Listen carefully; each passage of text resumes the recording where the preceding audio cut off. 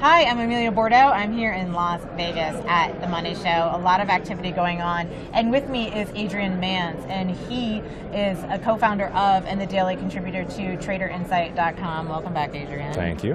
And I thought now we could talk about, you have a fascinating kind of history with something called the opening gap strategy that I believe you worked on when you were getting your doctorate degree. Could you tell us? So we've got a strategy that goes, so everybody loves a gap strategy, and we decided sort of early on as we were looking at the markets that it was too hard to just say, well, I'm going to be a gap and go, I'm going to be a gap and fade kind of a guy. And what we decided instead was, let's take a volatility measure. Originally we used the implied volatility of the front month contract, and we fed that into this big statistical model.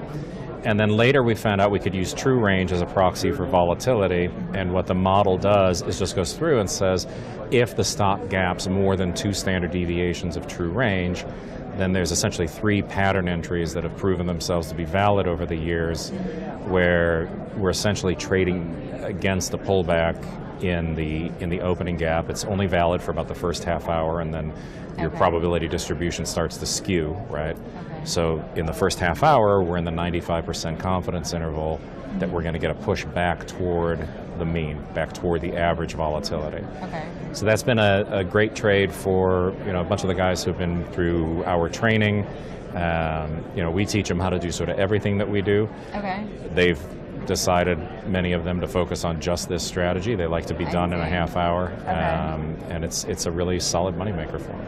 Interesting. And what do you do in your own trading? Which you said you use all of them. Do you rely on one more than the other?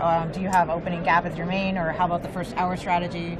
So the books that I've written over the years have been primarily focused on how you capitalize on market cycles and how you identify where in a market cycle a stock is.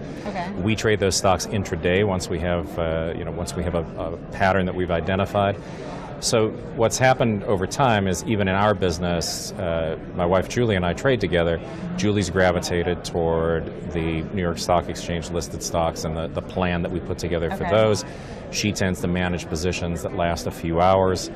I've gravitated more toward the first hour stuff, just because I like the gaps, I like the volatility expansions, and then I like to go take a hike at pretty much 9 a.m. Pacific. I'm out hiking the hills or the beach or something.